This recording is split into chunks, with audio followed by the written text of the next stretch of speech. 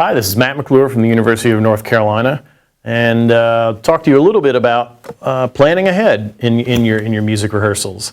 And I think one of the easiest ways to apply this concept is when it comes to using alternate fingerings and how much more efficient and easy that can make it for your students to perform.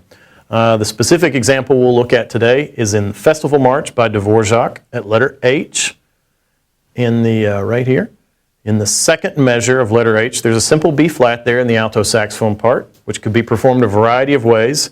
If you tell your students from the beginning which fingering to use, it's going to be easy, it's going to be clean, it's going to be very efficient and save your rehearsals a lot of time. You're going to get to spend a lot more time on things that are value and musical as opposed to just a mechanical issue.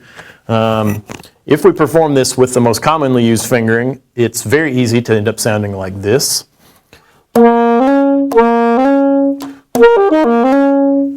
Okay.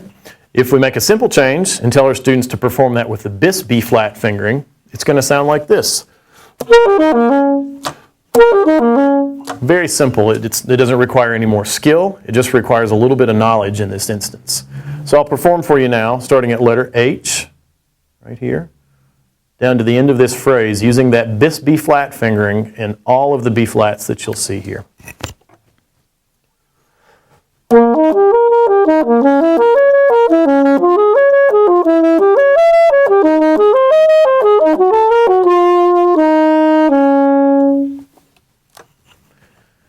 So the lesson we can learn here is that if you take a few minutes at the beginning of the score study process for yourself and sort of identify the places where there are real problems technically, and then investigate a little bit and see if there's an alternate fingering that could make that easier for your students, I think you'll save a lot of time. It's going to make it a lot more fun. It's going to really empower your students to feel like they're better immediately, which they will be, but it just comes from a simple fingering change.